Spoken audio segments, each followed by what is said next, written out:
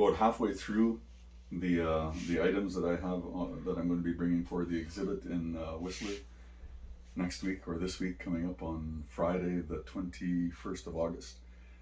This piece is called The Furnace Room, and this is particularly upsetting for me, um, and I imagine for the people who were there.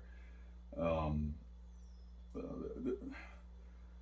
this is something that's scary in the fact that I heard it from a family member about the sound of popcorn, and the poor man went to a residential school, and one night we were up drinking, and um, he talked about how he hated the sound of popcorn, and um, told me a story about having to place a bundle into the furnace, or being there when it happened, not actually doing it, but being there when it happened. And he said it was the sound of popcorn, and since then he could never. I don't know. It always caused a bad reaction, I guess, whenever he heard popcorn. But in this depiction here, you have the furnace room, and there were reports. And as a former police officer, I've encountered um, at least three of these reports all across the country, all across Canada, about situations like this where either abortions were performed because of the priests impregnating students, or perhaps later on other students being involved in the abuse. But there's a lot of detail going on here. So we're gonna start from this side. So here you have, his name is Jabadis. Jabadis is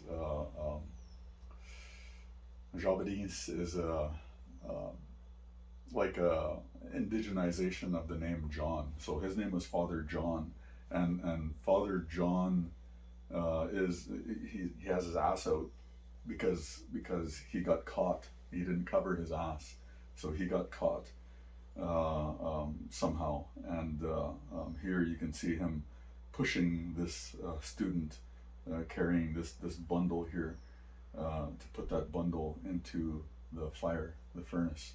And over here is Mother Superior, and she's holding a bloody cloth or a bloody rag, probably.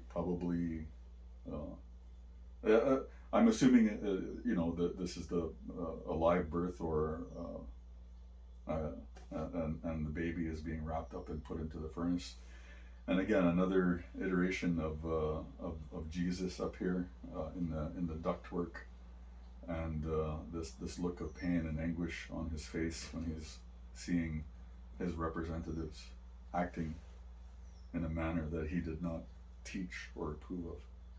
So this is called the furnace room, and this is based on reports from people, Indigenous survivors of the residential school system from all across Canada. All right.